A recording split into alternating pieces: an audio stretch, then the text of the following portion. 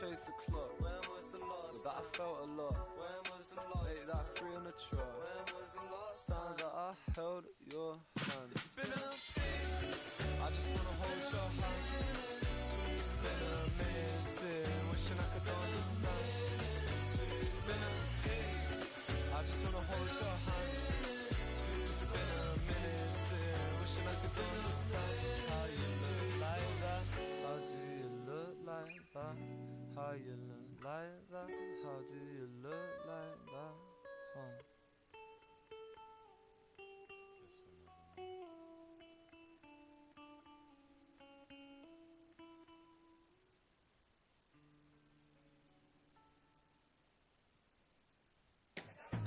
Cool.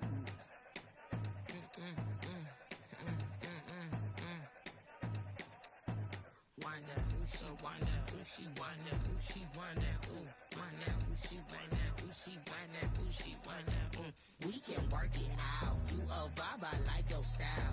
Your body calling out. Want that talk, come to my house. We can work it out. You a vibe, I like your style. Your body calling out. Want that talk, come to my house. Bring in the beat, sis. If you a bad chick, get on your feet, sis. Boogie down, don't stop till the beat miss. Come shake that fast one time like them fresh made jeans. Hungry Nova's in line like, oh, she got her moving. Like she got her make 'em please, how she do it? Can she do it like a how she move it? Like the hood centipede, she in the We can work it out. You a vibe, I like your style. Your body calling out. Want that talk, come to my house.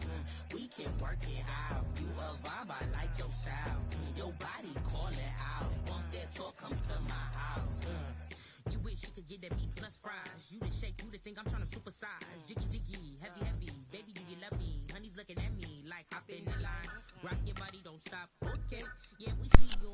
No perm, they press. Mela, kif wednikom, l għanna Antonello Bella jissalmilkom u kif wednikom il-lum sejrin naqbdu serata ta' live gaming għanna madwar maħsub pjanta sija u nofs fejn fih ser naqbdu nibdew karriera ġdida fuq il-loba FIFA 21 u kif sejrin taraw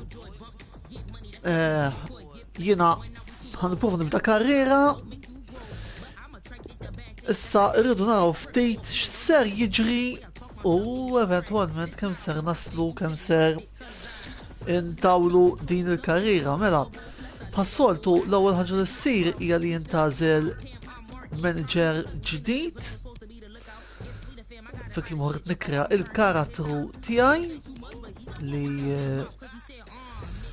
f'dan l-istadju nibdew b'dan imma eventwalment se nirranġawh. U intu ismu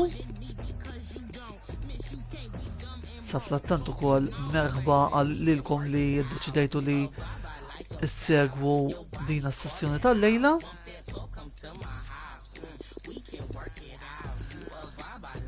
Kif qegħdin taraw bħalissa qegħdin nirranġaw ukoll il-manager prattikament illum se tkun sessjoni fejfija sejrin sempliċement nibdew narmaw l-iskwadra u ukoll naraw ftit it-tim nazzjonalità, it goes without saying, Malta. U issa nibdew nirranġaw ukoll l-aspett tal-wiċċ. Tibżawx mhux se nibqa' daqshekk xieħ.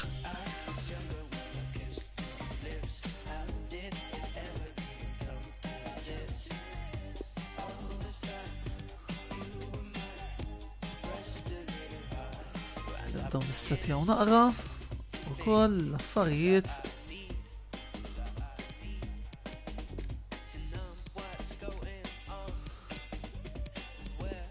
Ovvjament mhux se nkun eżatt, iżda Nippruvaw kemm nista' jkun inqarbu s-sembjanzi.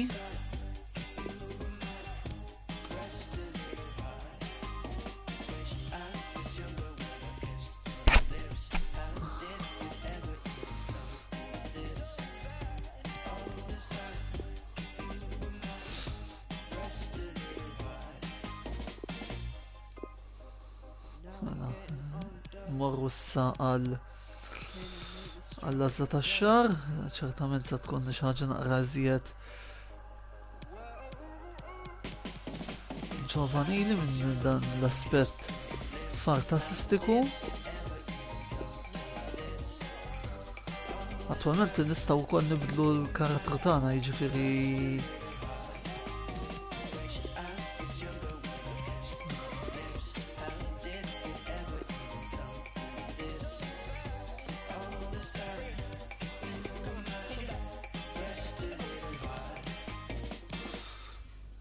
kulur ċertament li mhuwiex gris, imma għalissa għadna ma xjaħġ daqshekk.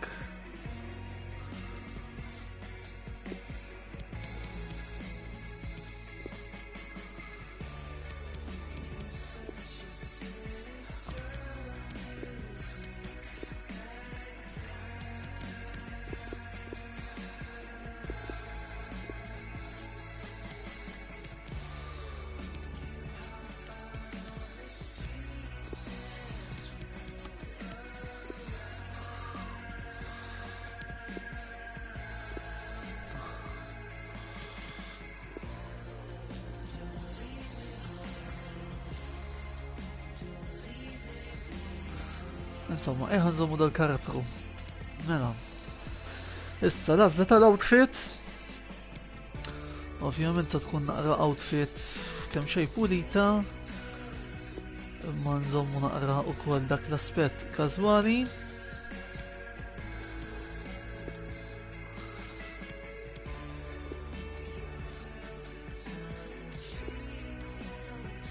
Anki għat-tim illi nistajdilkom diġan difrasib minn ser nilab, imma għalissa ser nħallikun qabel kurzita.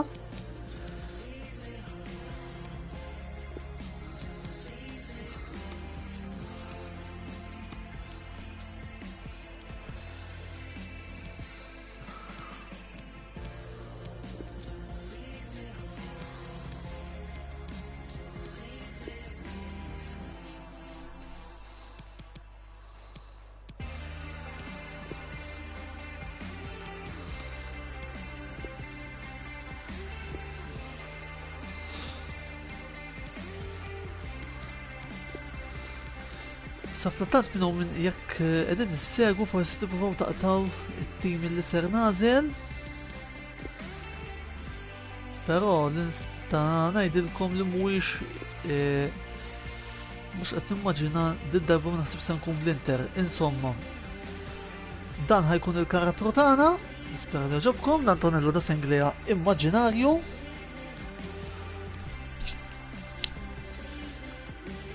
U issa immorru biex nażlu t-tim tagħna u esklusivament għal Antonello Sports Blog l-għażla tiegħi għal dina il-karriera ser nagħmilha fuq tim mill-Ingilterra u dan it-tim mhu se jkun ħadd ħlief Manchester United. Iva se nkun qed nagħmel karriera bit-tim ta' Manchester United. Naraw mmorru xi minn Solskjaer. Hawnhekk għandna l-aspettattivi li kif qegħdin taraw huma aspettattivi ftit għolin, issa naraw ftit sa fejn ser jirnexxilna naslu però. Diffikultà tal-logħba għalissa ħanibdiha b'mod amatorjali mbagħad jekk naraw li jsejr mhux ħażin intella ftit. Narranġaw is-settings, ovvjament kompetizzjoni Ewropea fl-ewwel sena.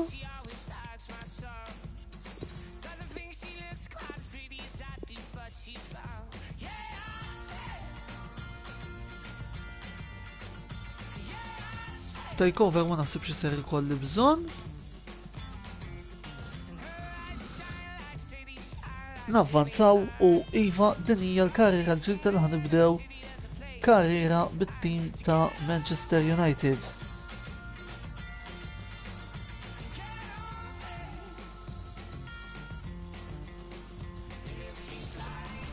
Sakemm qed nistennew ukoll li ikollna il-funzjonijiet tal-logħba nkun nistgħu nibdew nittantaw xortina.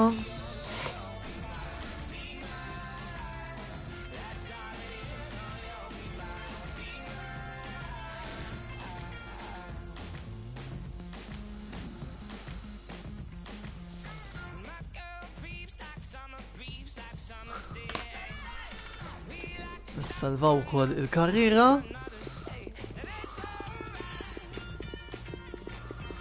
Fil-fatt naħseb din hija l-ewwel darba f'kull tip ta' logħba illi ħanipprova nagħmel xi ħaġa bit-tim tal-United.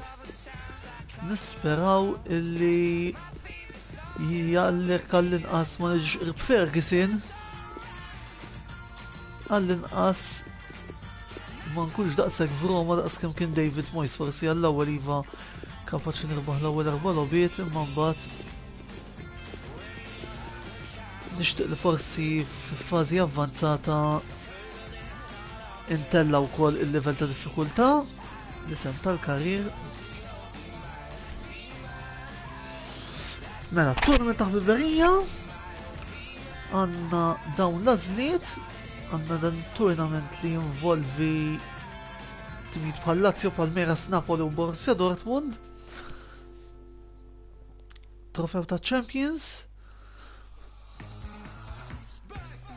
fejn fost it-timijiet qed narunna l-Udinese u din naħa għandna t-tazza tal-Amerika t'isfel li qed tinteressani ħafna.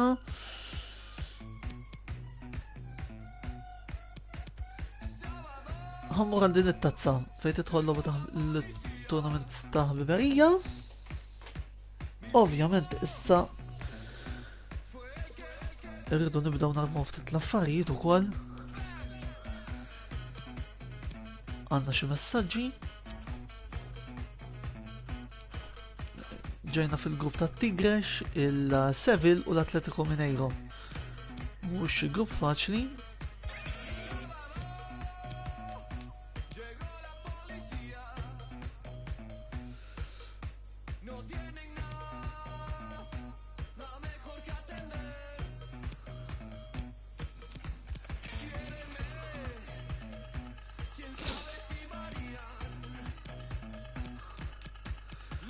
Xifti du konstruzzjonijiet. Mela.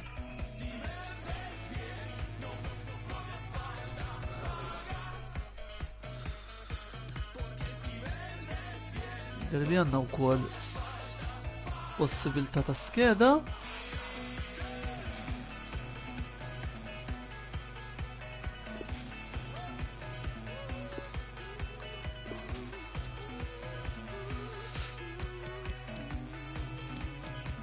Interessanti.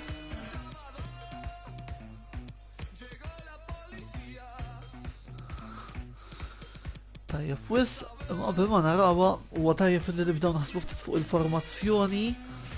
Naħseb li dik hija l-prijorità tiegħi f'dan iċ-ċirkostanza.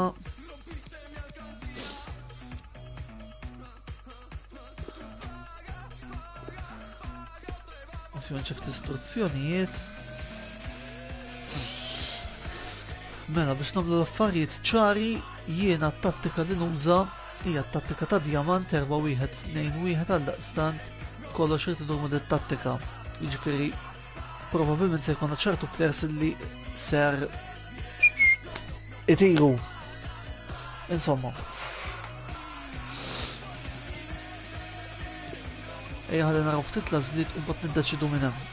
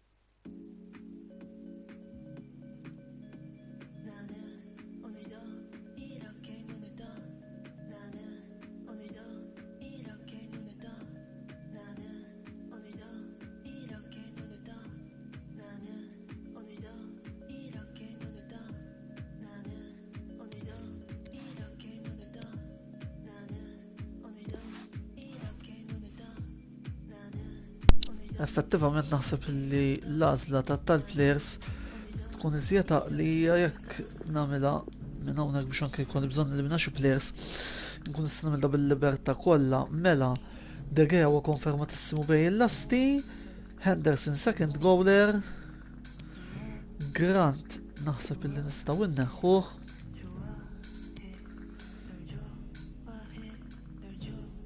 Dak il-kuntratt skadilu dal-waqt fil-waqt illi Sergio Romero jista' jinżamm bħala t-tielet goaler kuntratt skadilu 12 xahar ieħor.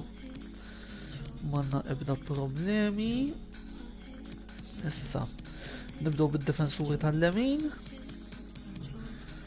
Bissaka huwa konfermat u Fosu Mensah bħala riserva, kuntratt jiġġeddidlu 12 xahar ieħor. Inżommu mbagħad niġġiedi as we go along. Blaird ikun ir-riserva.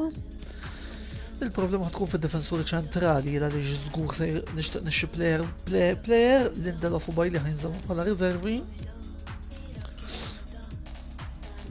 Phil Jones żgur għal barra.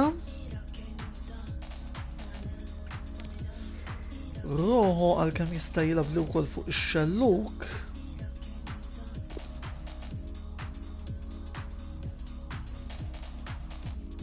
Mhux qed nimmaġinaħ fl-iskwadra, jiġifieri Rojo għal barra wkoll.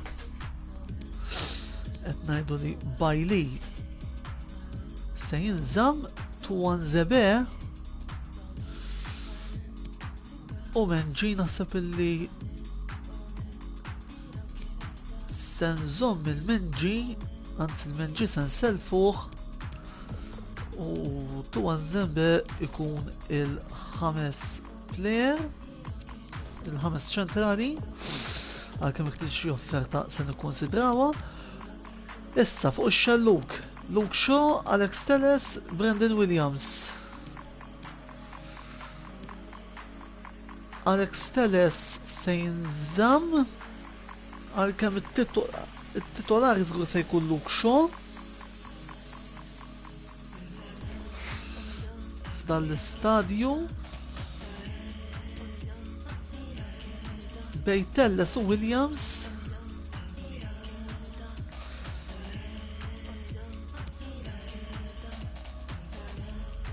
ninsab indeċiż il-min se nżomm minnhom isniżjed inklinat lejn Williams imma Telles u plejer jista' jagħmel id-differenza, Jiġifieri ħanħalli l-kwistjoni xellugi lura.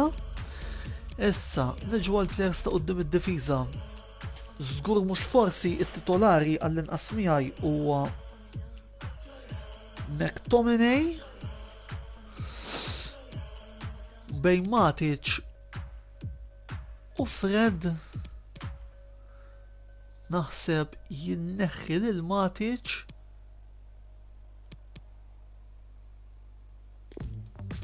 anke ħallu fatt l-għandu 31 forsi nkun nista' nġib xi ħaġa tiegħu.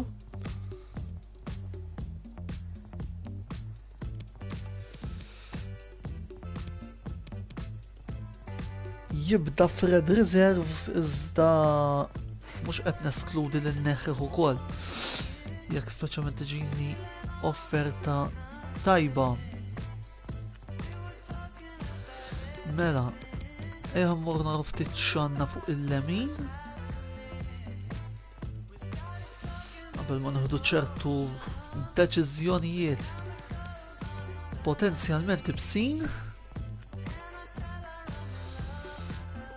illi iżda inħoss illi jridu jittieħdu bħal pereżempju wara l-ponot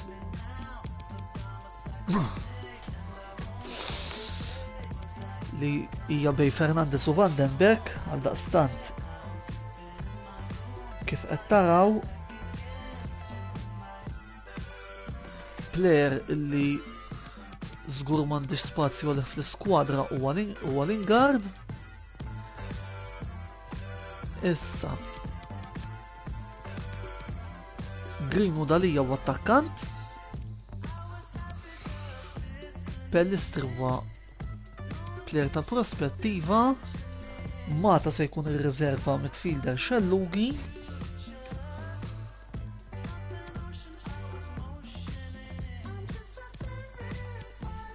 James ikun ir-riserva fuq il-lemin.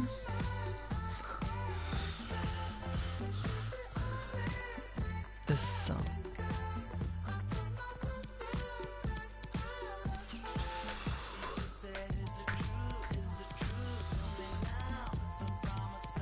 Mela. By the looks of it, player illi m'għandix post għalih,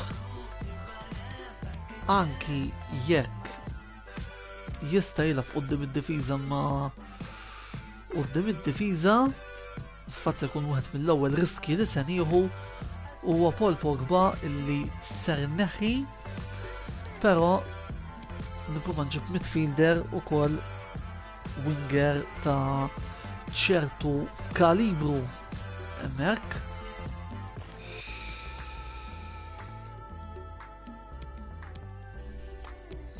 Fil-fatt se jkolli bżonn żgur winger ieħor għaliex Mata u James ser ikunu riservi. Kważi l-wingers ser ikunu tnejn il għaliex minkejja l-fatt li hawnhekk Marcus Rashford qiegħed jidher bħala midfielder Xellugi, jiena li Marcus Rashford huwa attakkant.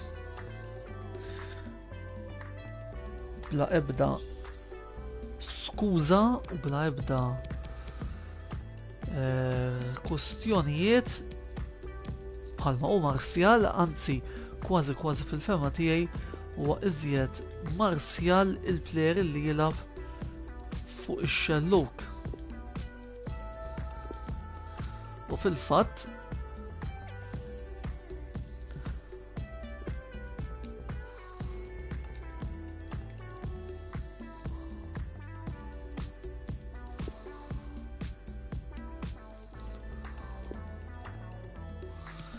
il-plejer fil-fatt jiena forsi ħafna supporters tal-United ma jaqblux miegħi fuq li se ngħid, iżda jiena iżjed nara lil Martial bħala plejer Xellugi milli bħala attakkant.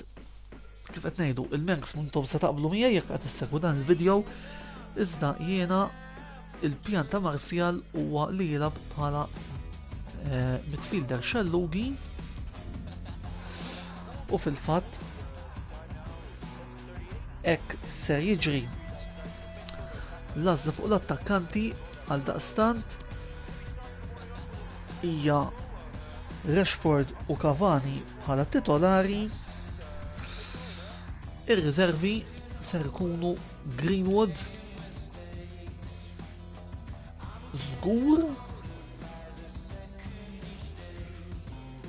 u nixtieq nara ftit il-kuntratt ta' Igalo.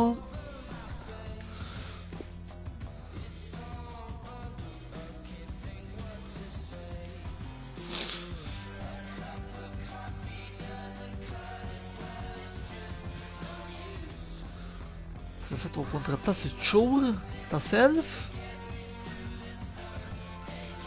Forsi f'dawk is-6 xhur nista' nilħaq ukoll nagħmel xi movimenti oħra fuq dak l-aspett tal-daqstant jekk neskludu d-dubju tad-difensur lemini illi għandna l-akkwisti jridu jkunu difensur ċentrali u midfielder Xellugi. Issa nduru ftit ukoll in-numru tal-flokkijiet għaliex jiena nħobb ukoll n-numru tal-flokkijiet ikunu personalizzati.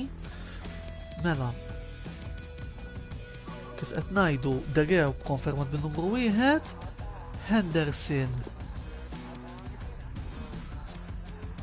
fil-fema tiegħi jieħu n-numru 12 u Romero temporanjament iżomm n-numru 22 issa.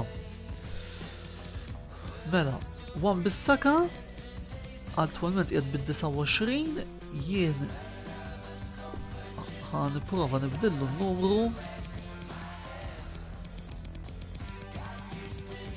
Forsi l-akkuża ta' ħafna minnkom hija li jiena forsi bniedem kemm xejn tradizzjonalista nammetti li hija ħaġa li nammetti nkun onest magħkom. Bissaka jista' jieħu numru 13 għal dan l-eżerċizzju fil-waqt li fozu mezzaħ l-24 nista' nżommulu hemmhekk. Issa Lindelof attwalment qiegħed bin-numru 2, però jiena dak se nneħħih u se ntih n-numru 15 fil-waqt li Bailey min-numru 3 ser inresqu għan-numru 25. Ovvjament il-riservi xellugin issa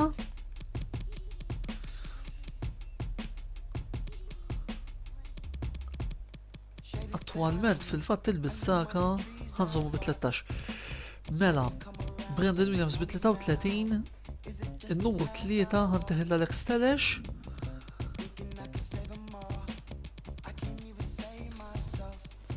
Li probabli fl-aħħar mill-aħħar se jkun jew Williams ir-riservi. Issa niġu għal-person of Silground Scott McTominay li attwalment għandhom 39 li se jinbidel għan numru 4, numru li iżjed jixraq lil dan il-plejer fil-waqt illi Alfred naħseb nista' nżommu bin-numru 17. Mela Mata jibqa' bin-numru 8, David James jista' jibqa' bil-21 għalissa għalmenu. Biss Martial se jersaq għan-numru 11. Neġu issa għal Bruno Fernandes, konfermat bin-numru 18, fil-waqt illi Donny van den Berg se jinqala min-numru 34 u ser jilbes il-numru 20.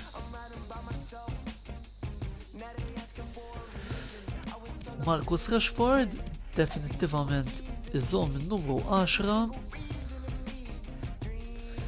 fil-waqt illi kif naħseb huwa xieraq il-numru 9 jieħdu Edinson Cavani.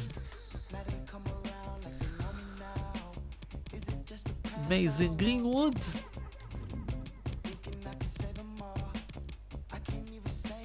bin-numru 19 u Odien Igalo illi ser ikun qed jilgħab bin-numru 27. Mela kif qed ngħidu defensur ċentrali u midfielder Lamini. Qed naraw ukoll xi ftit kummenti li jidher li ġew daw deħlin fuq il-paġna tagħna.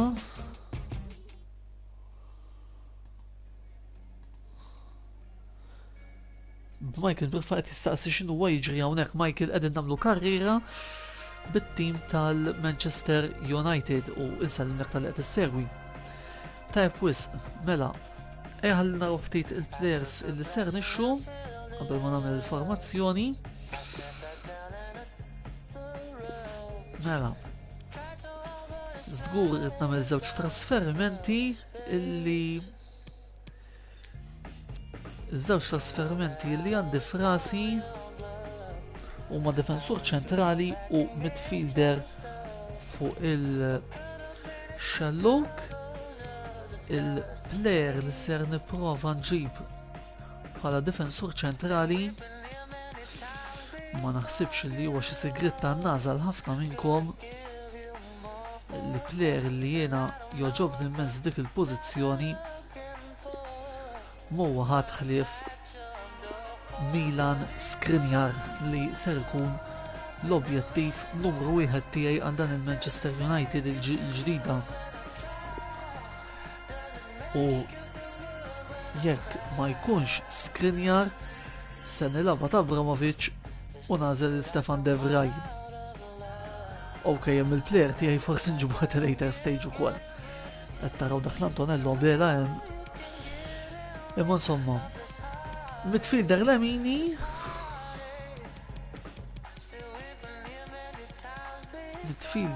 Lamini ħana raf ftit ukoll x'suġġerimenti sejtuni. Ovvjament semmura l-plejer illi għandu bejn 18 u 27. Il-isem li qed jiġini f'rasi huwa Jadon Sancho, ma nixtieq nara ftit ukoll x'nista' nġib mill-Premier League. Appart is-soltu Sancho, min ukoll jixtieq jgħid tiegħu fuq il-qegħdin taraw fil-free. Kastani għadu kemm ġie issa, nsewħ. Jordan Ibe le.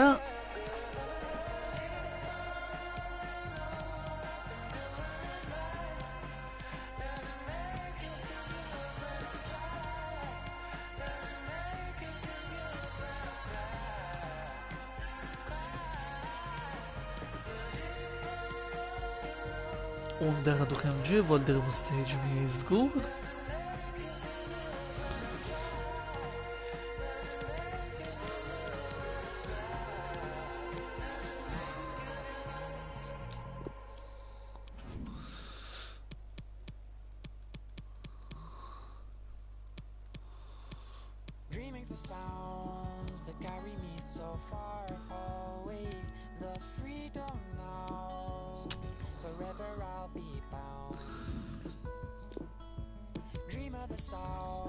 Ma nafx l-għala l-istint qed jgħidli biex naddisa Munich.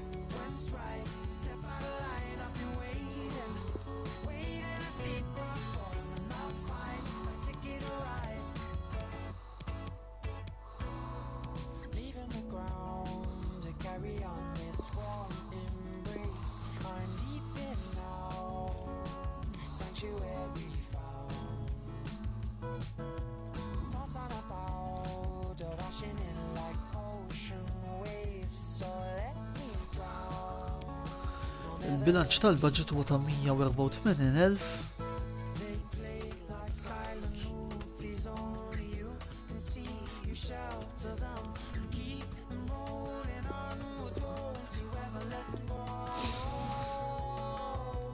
Mela.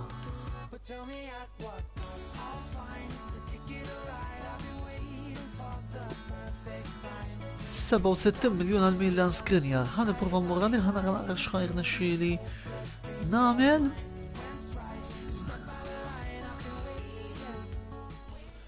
Qed nara wkoll kummenti Muralson.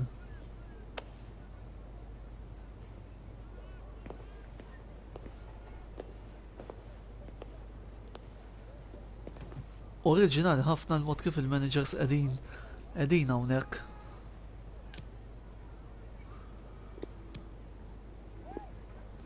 Mela, lilin mill-fatt li l-managers mhux qegħdin kif qegħdin is-soltu, ħanibda b'offerta ta' 60.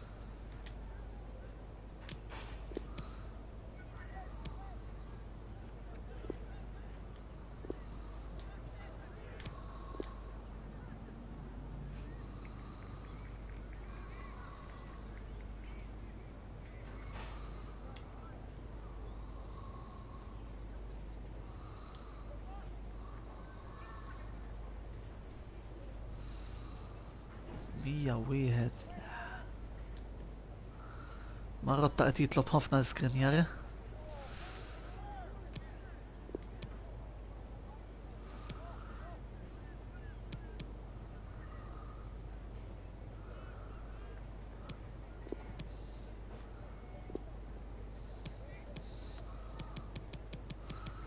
ħana rakkimur l-84,000 naslu x'imkien.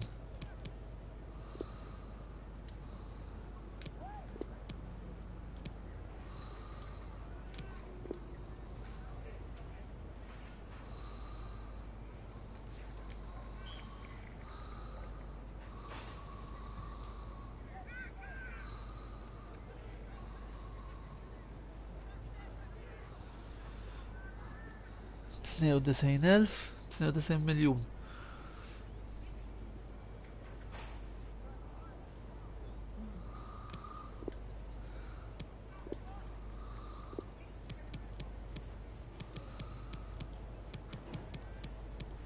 سبعة وثمانين ونص.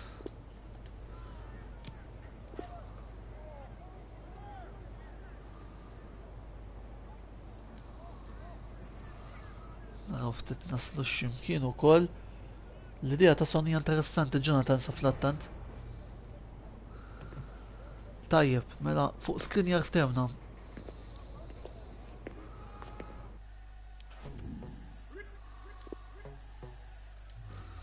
Issa naraw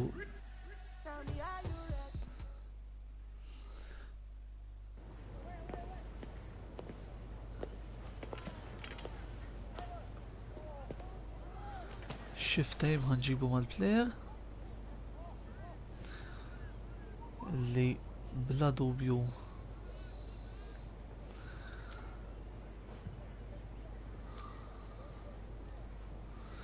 se jkun rol kruċjalissimu.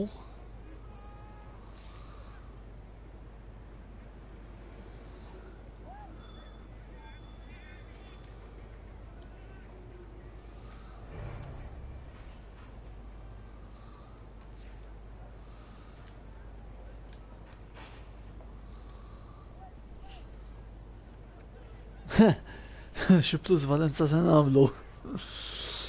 Mela. Tajba Jonathan, qed jogħġobni dal-kumment tal-plus valenza iżda għalfini ta' din logħba it's all about Manchester United. Mela, semmura l-kuntratt 4 snin biex nuri wkoll il-rida tajba.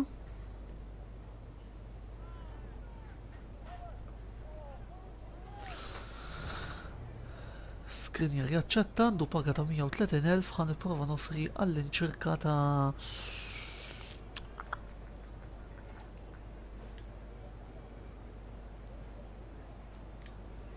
ħammur għal 150,000. Jonathan, iżjed suġġerimenti apparti Son. Ħan naraw naqra x'idejat settini għal midfielder Lamini. Sancho qiegħed għali wisq, Volderi esklus. Naraw naqra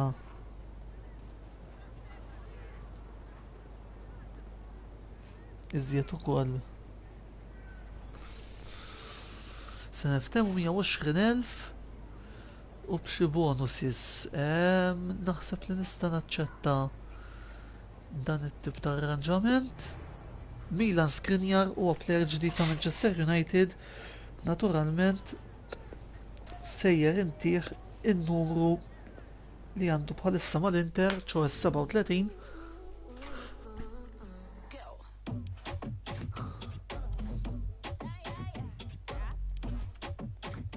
Apparti li kif wedna l-sur tal-Isla post garantitissimu fit-tim. Milan Skriniar il-plejer il-ġdid ta' Manchester United issa. Son kellna suġġerament fuq Son.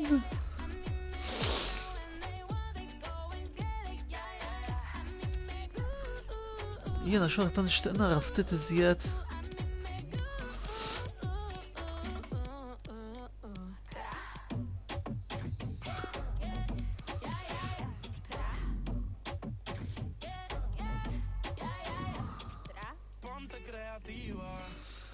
Mlebla b'tamel tentazzjoni ma naħsibx il ħas tasseħ,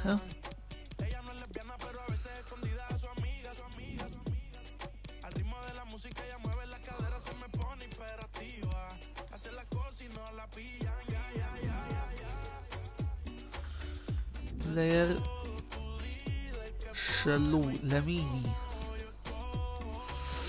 li ovvjament m'għandux iżjed minn 28 għax ovvjament jien nixtieq nibni relazzjoni fit-tul ikolli tim tajjeb għall-futur ukoll hemm Hudson Odoi ma nimmaġina li Lampard se jżomm li tiegħu.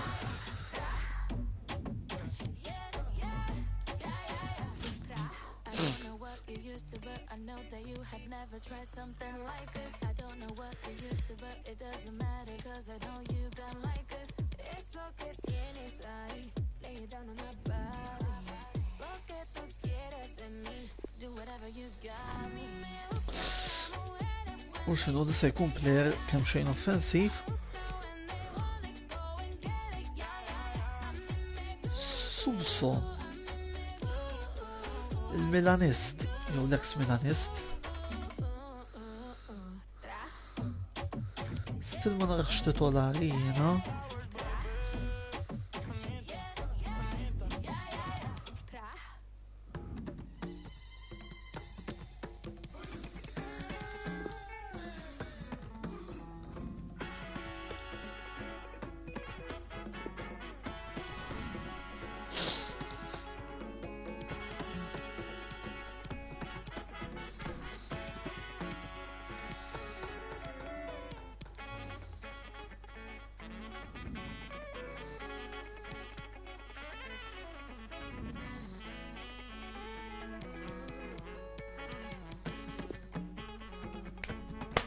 Naħseb il-plejer li rrid sibtu, plejer li wkoll huwa fost il-favoriti tiegħi, plejer li mal-Juventus ma jilabx ħafna.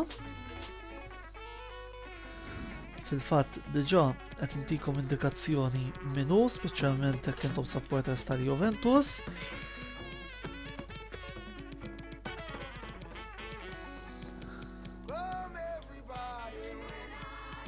Dal-aħħar ukoll kien qed jilab f'pożizzjoni oħra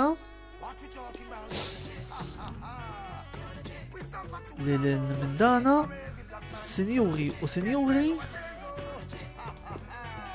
Federico Bernardeschi, plejer li jogħġobni ħafna, plejer li se nipprova nixxi għaliex anki naraħ tajjeb bin-numru 7 jiena.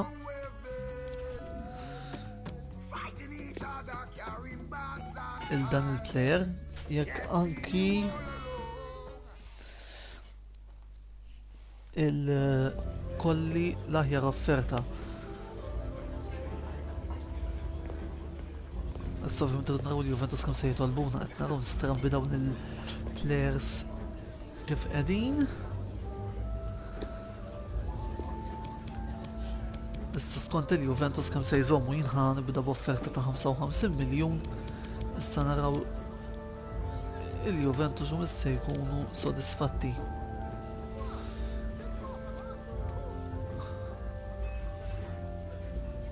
Ovvjament b'ċertu plejers illi se nneħħi. U fil-fatt il-Juventus jiftemu miegħi il-Bernardeschi tajjeb. Tajjeb.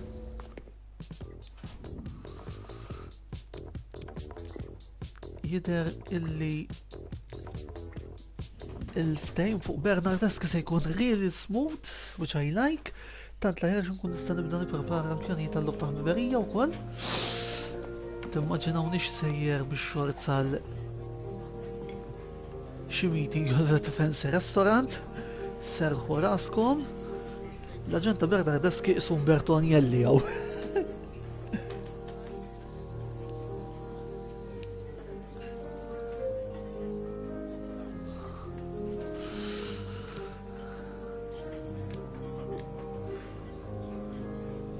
Jiena Bernardeschi qed inqisu plejer ta' importanza għall-iskwadra. U fil-fatt ukoll se jkollna duttilità tajba mal-wingers ukoll li nista' ndawwar accordingly.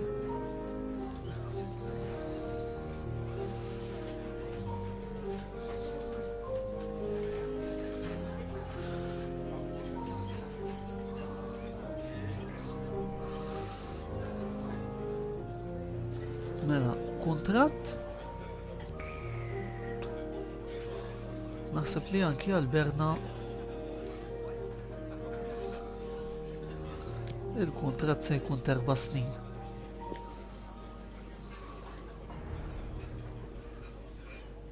Mela, Anjelli għalli li jridu għal sentej, jien se nofri għal 3 u jidher li għandna ftehim. Mela, huma talbu release clause illi sinċerament jien ma nixtieqx nagħti il għaliex nixtieq li wkoll nibni t-tim fuqu. Mela għall-paga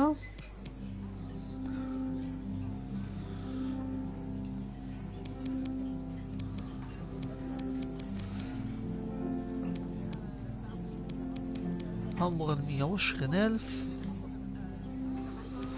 la għandi minn fejn u signing bonus ta' 1,000,000 naraw hekk Anjelli jaċċettax.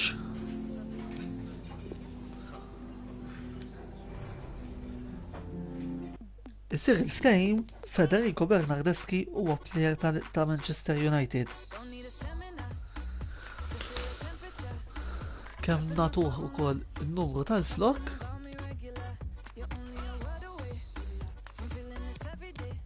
fl-iskwad ħabtana.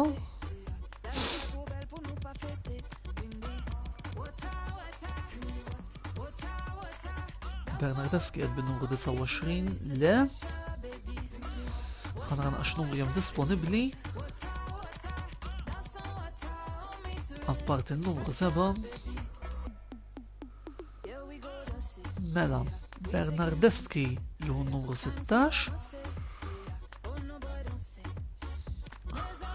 l-18 huwa Fernandez, 17 Fred,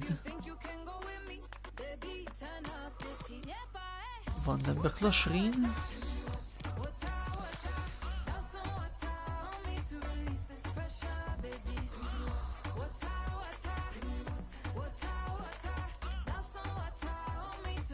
mela Bernardeschi jieħu 16. Mela bidla żgħira fin-numri il għaliex il-Cavani ħanerġa' ntieħ lura n-numru 7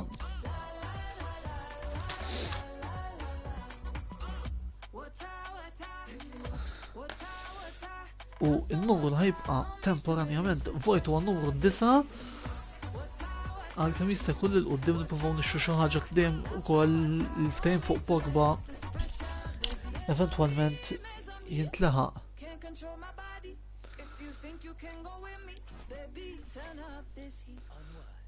Fil-fatt irridu nixtru plejer, ir-raġuni wkoll hija illi il-kuntratti għalwa sa Jannar effettivament rridu nixtru striker u maħalli nistenna ħnarnaqa' xi ftehim se jkolli fuq Pogba qabel ma niddeċiedi.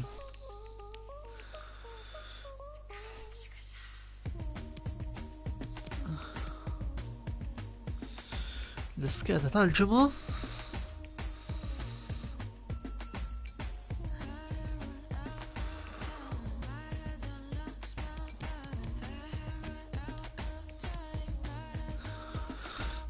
training qabel il-logħba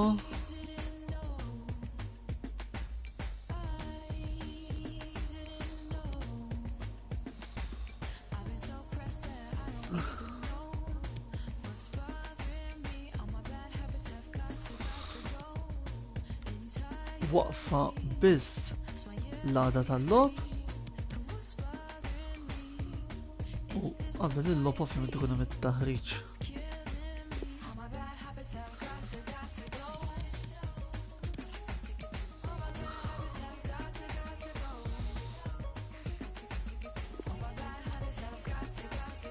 Jidher li għandna l-vantaġġ li nagħtu xi drills il-players. Ħanlhom simulate ħanaraw ftit kif se jmorru.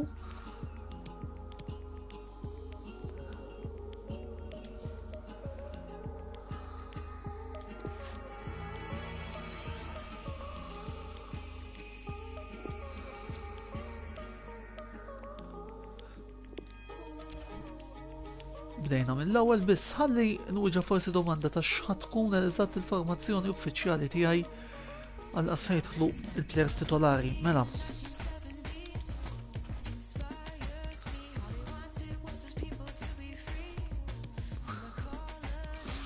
De Gea bejn il-lasti. Wan-Bissaka. Skriniar. Maguire u Shaw. McTominay qudiem id-difiża. Bernardeschi Lemin. Martial Xelluk, Fernandes, Cavani u Rashford fuq il-bank tas sostituti. Is-seba' sostituti se jibdew ikunu Henderson,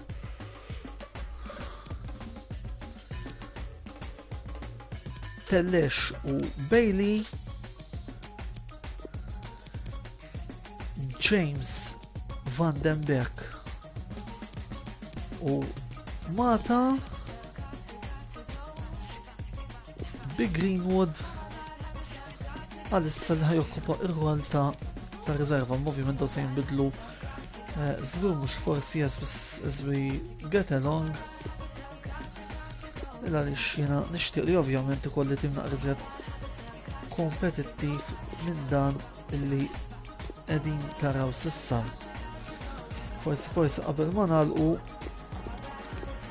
il-ħin qed naħsbu qed nagħlqu jkun madwar 9:30 għax imbagħad ukoll rridu nkopru xi servizzi oħra fuq il-website uffiċjali tagħna li nistedinkom biex issegwu il-website il-ġdida tagħna fejn se nibdew nagħtu wkoll aħħar aħbarijiet minn hemm antonellosportsblog@wordpress.com. Illum ukoll hemm xi logħbiet tat-tazza UEFA u tal-BOV National Challenge League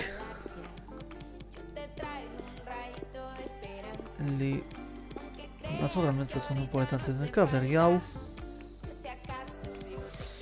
Mela din hija l-formazzjoni titolari: De Gea, Wan-Bissaka, Skriniar, Maguire, Shaw, McTominay, Bernardeschi, Martial, Fernandes, Cavani u Rashford. Formazzjoni kif għedna hija l-djamant, rolijiet Kaptan Maguire, free kicks Fernandes u Bernardeschi, free kick fit-tul Fernandes, il-penalties itihom Cavani u l-corners jinqasmu bejn Fernandes u Bernardeschi u dak se jkun it-tim.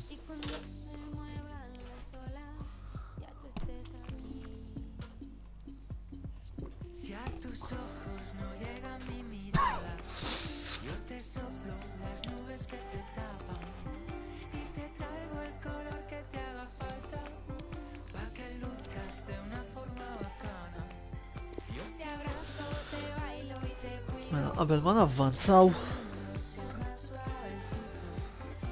nagħmlu save.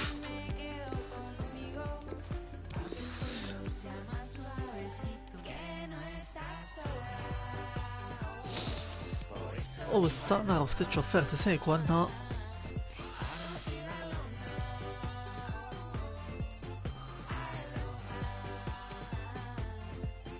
u jidher li diġà għandna xi offerti. Messaġġi tal-players. Maguire isellem it-tim, isellem li ċweb bħala kaptan.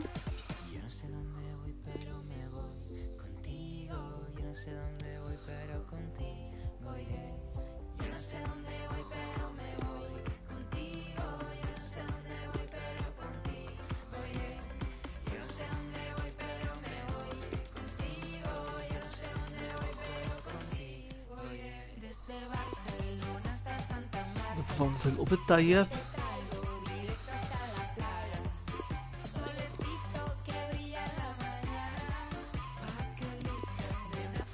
Xi ħaġa li forsi nistgħu naraw kif qegħdin wifqin huwa wkoll li nibnu xibka ta' osservaturi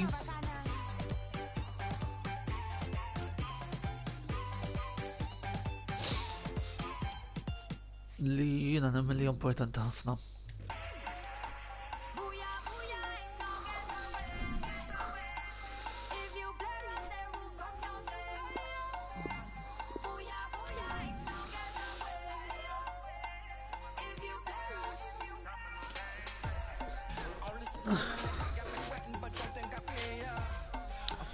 U fil-fatt għandna dan l-scout Estoni li nistgħu nibgħatuh ukoll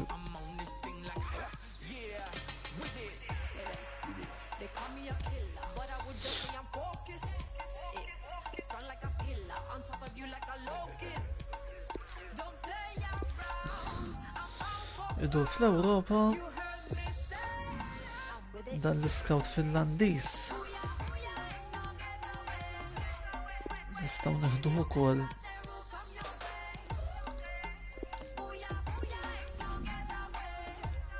fl-Iżvezja.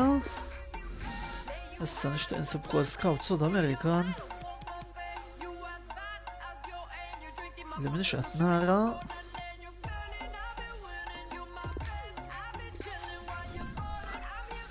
Imma lil dan l-osservatur se nibgħatu ġol Brażil, anzi ġol Arġentina.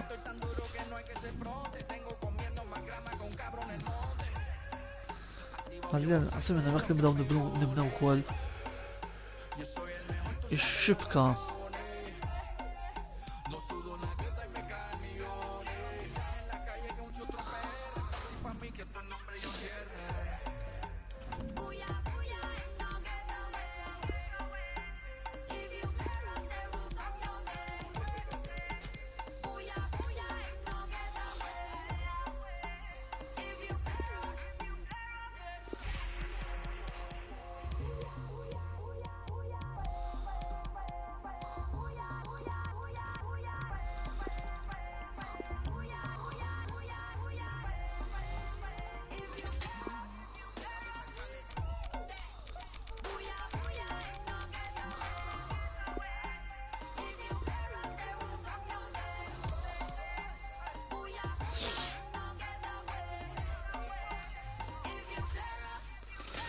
mela l-osservaturi klirjenjom ukoll.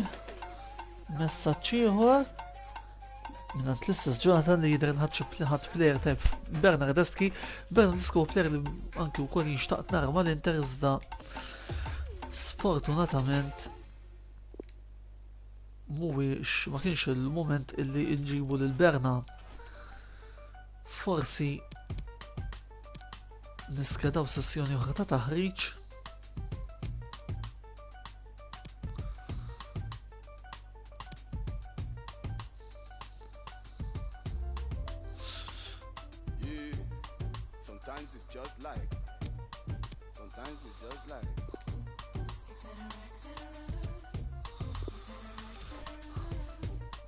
Dawn affarijiet li nista' kien iddelega lis-Sivilja.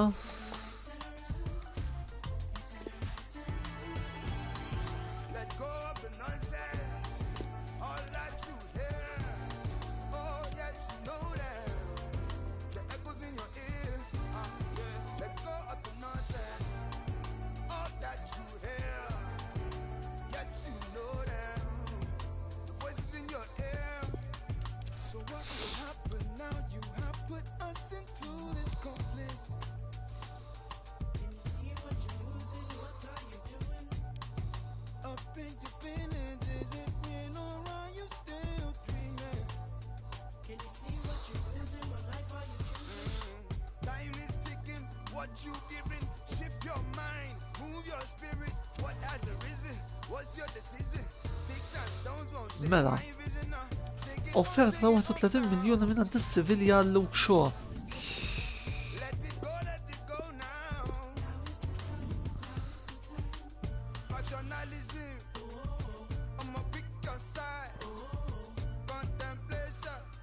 Le. Nixtieq nżommu fit-tima issa.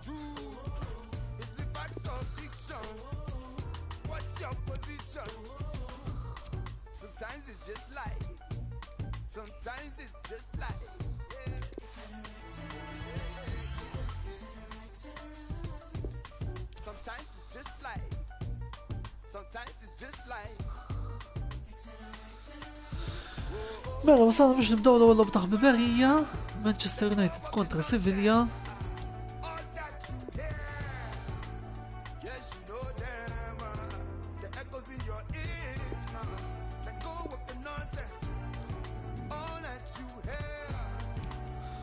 Żgur li ħanibdenna għall-formazzjoni li ħatkun formazzjoni alterata ovvjament għal daqstant spazju lil ċertu players.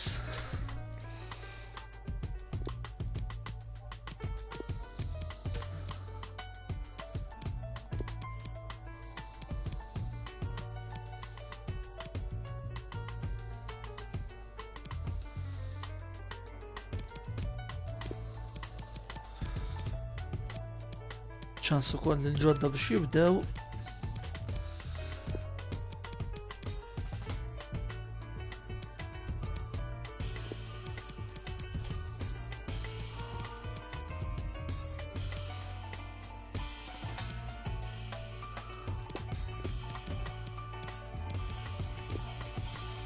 Ovvjament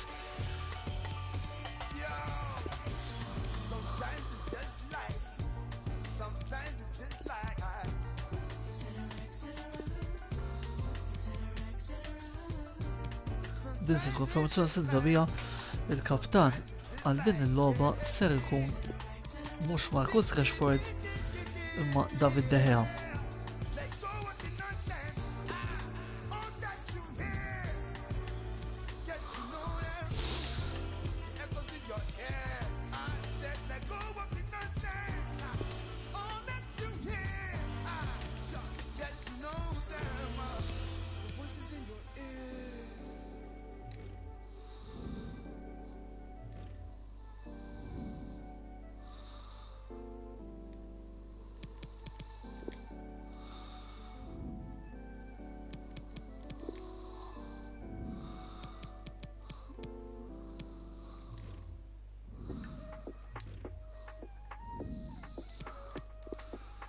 Nilabu l-ewwel naw se jiġri.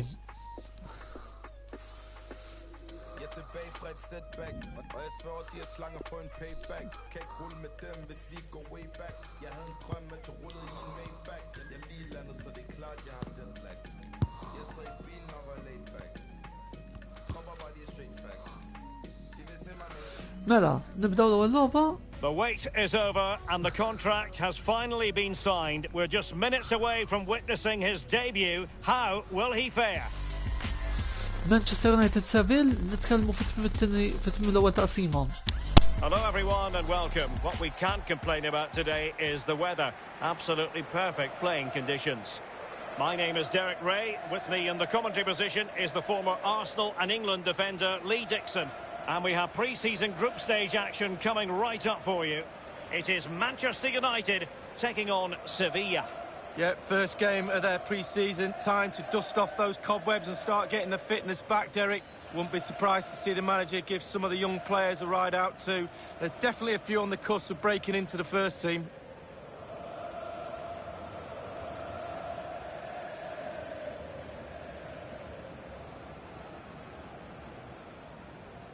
Well, Manchester United have chosen this particular shape. David De Gea stands between the posts. Milan Skriniar plays alongside Eric Bailly in central defence. And the tactical configuration has two players in attack from the very outset.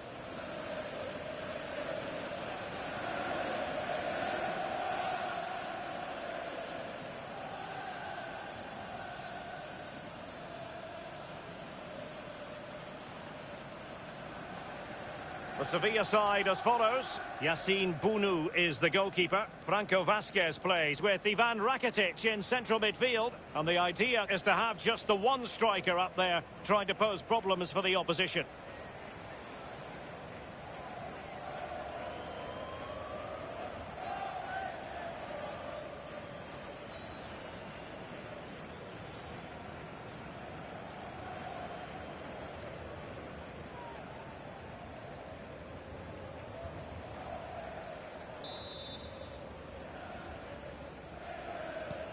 An absorbing match in prospect. Manchester United get the ball rolling.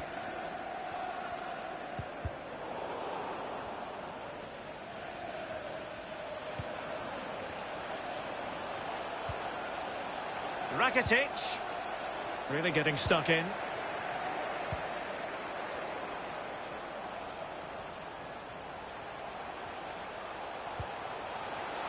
Bruno Fernandes.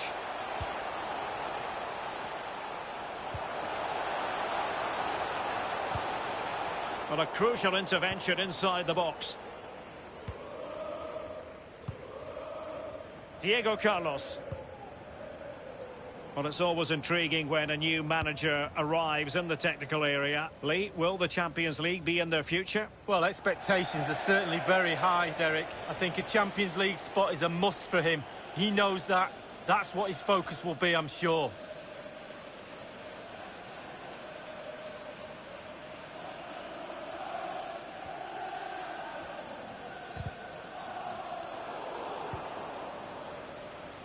Ighalo.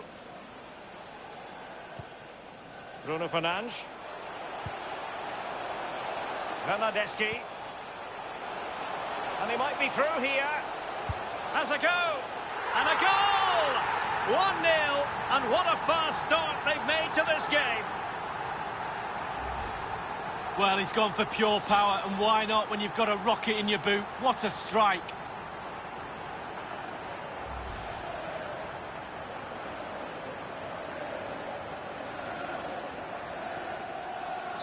Underway once more. Manchester United have hit the front.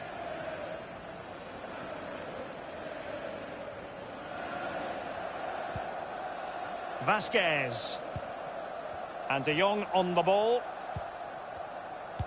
An important interception.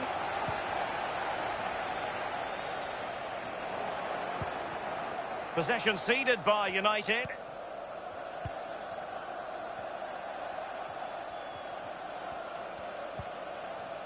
Ivan Rakitic. Ighalo. Chances on. Well, just went a bit too early. Offside.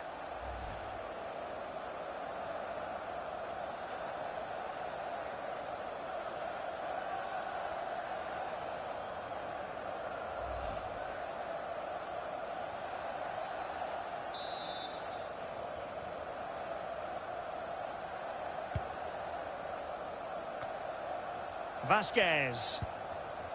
Good challenge by Eric Bailly. And in with a real chance. And it's gone in. Just what the doctor ordered. Things looking very bright for them now with this buffer. Well, here it is again. It's all about the pace in transition. They were so quick to get out from the back, and he had choices of what type of finish to apply. And bang, he goes for the smash. Lovely goal.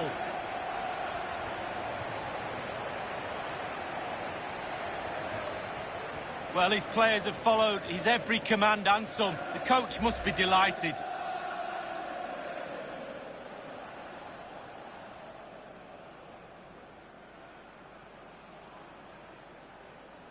It's going their way. 2-0.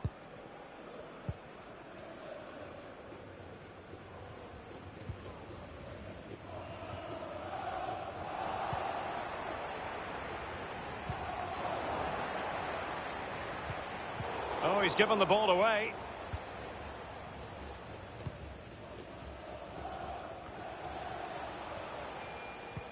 Regained possession.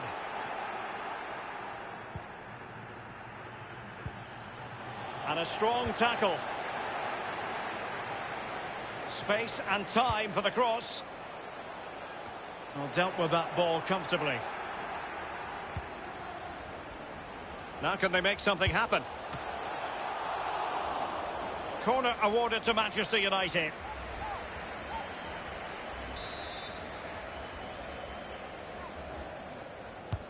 And now the delivery. And clearing it away. Might be able to produce from this position. Well, he didn't miss by an awful lot.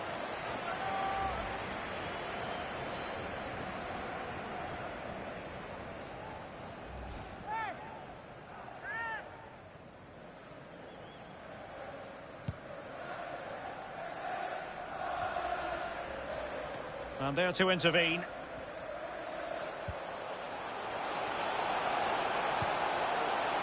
Fred. Bernardeschi. Rashford. And able to get a body in the way.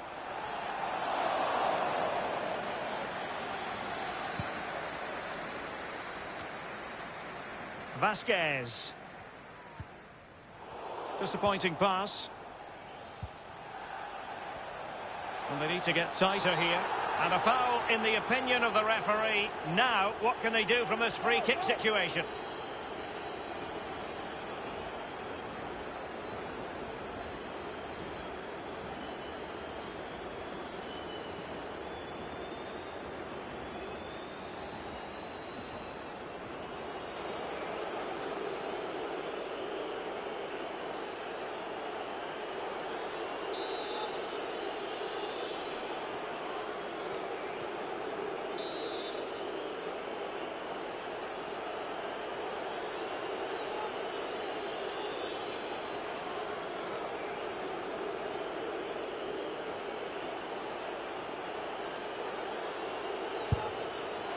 Well, suffice it to say, that wasn't a high-quality free kick. No, practice makes perfect. I think he's had a week off.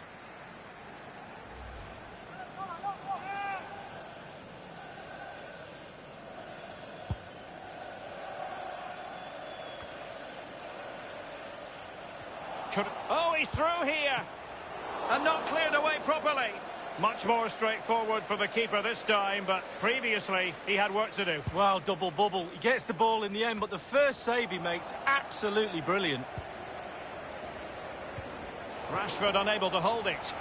Oh, they have it again. Denied by the bar. Back in play here.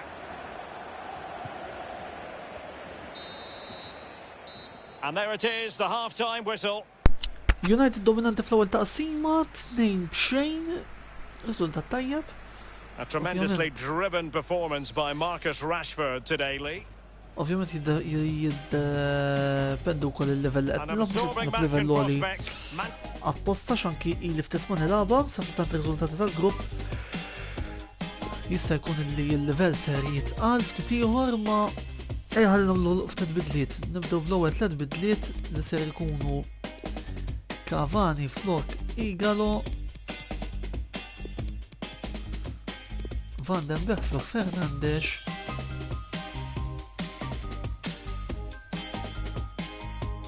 u Iva ħanet spazju l-Gowder.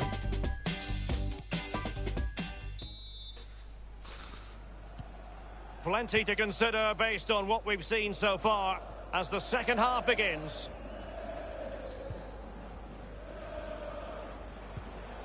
Luke de Jong. Excellent ball over the top. Pivotal moment defensively.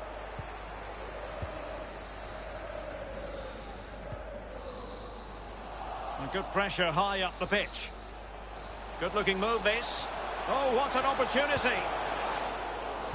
Teammate available. Can he find the net? Well, he's missed it, and you have to be opportunistic, Lee, when you're chasing a game. 2 goals down. You've got to take chances like that, Derek. Well, they've been getting the substitute ready, and now they will make the personnel change.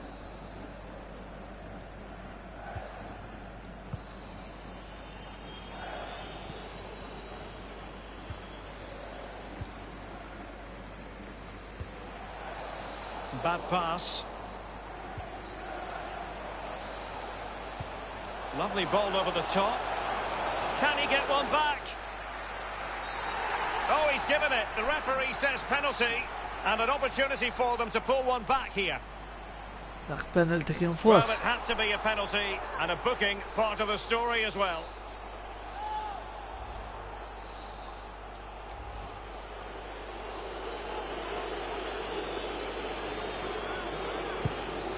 A goal it is, a confidently taken penalty.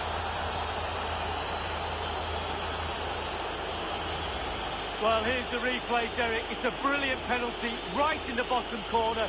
No keeper in the world is saving that. Great stuff. Namlu wkoll iż-żewġ bidliet li jmiss li ser ikunu appuntu bis-saka l-fosu mensa u jidħlu l-fullbacks. Well, 2-1 it is here. Here's a change for Manchester United.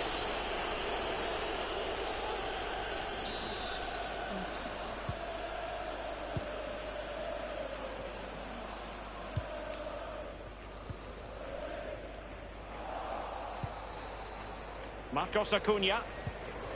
Now with Diego Carlos. Well, there's no getting away from it. This is a massive story. Alexandre Lacazette could well be on his way to Atletico, Lee. I've heard all the rumours, Derek, to be honest with you. A bid of around £35 million, probably about right. Sounds a good deal to me. Let's see if it goes through. United's struggling in terms of possession, but they won't mind. They're winning this game. And why? Because their counter-attack is absolutely fantastic.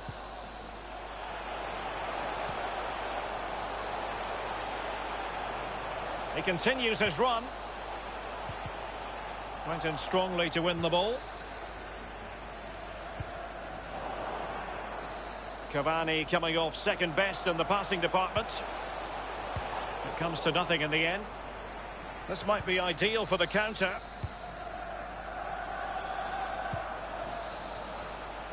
Federico Bernardeschi. Wan-Bissaka. Cavani might fancy it. Not far away at all with the volley. Well, to catch it like that, you've got to have really good technique. And oh, so close.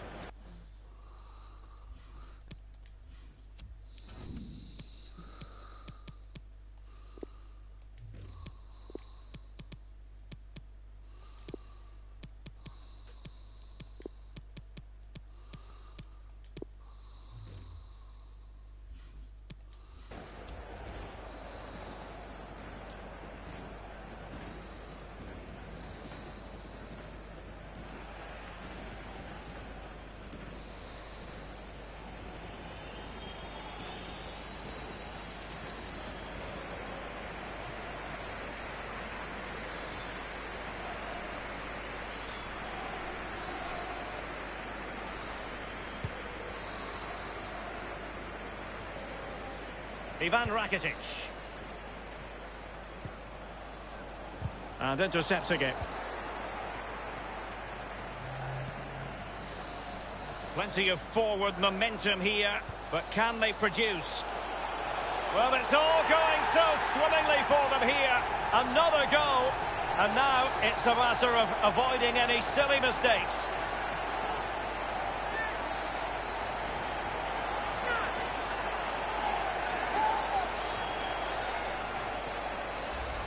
Well, here's the replay. It's a really dangerous ball into the penalty area. And then the finish couldn't be simpler, really. Given far too much time and space inside the box, and he doesn't even have to get up in the end. Just nonchalantly heads it past the keeper. So there it is, 3-1 the current scoreline here. And it's a matter of what occurs in the final 15 minutes. Not a very good challenge, and he skips past his man. Ivan Rakitic. Lucas Ocampos. Now doesn't get away with it. Free kick given.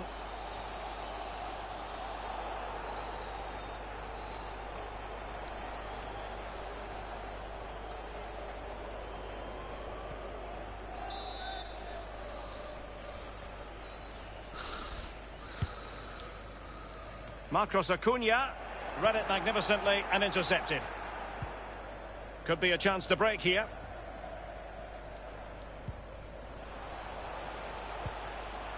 Martial. And he read it well. An example of how to press. He's in behind. Oh, that was a terrific stop in a 1-versus-1 situation. Well, high fives all round for the goalkeeper. Absolutely fantastic.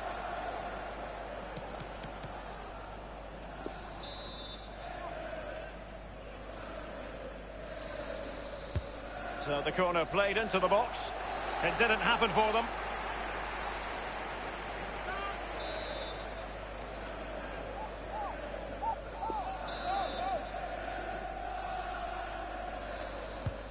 The corner courtesy of Juan Mata. Just couldn't capitalise there.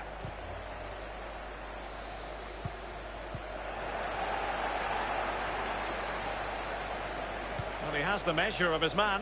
Insufficient guile on the crossing front, you've got to say. We will have 3 minutes of additional time at the end here. Cavani. Well, the attack fizzled out.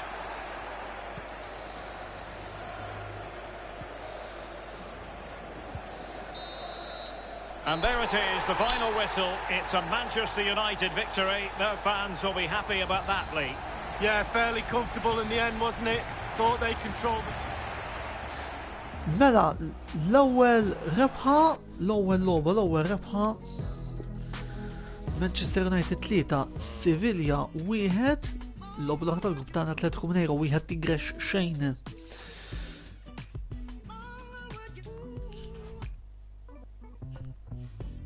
Mela, dak kollox għallum.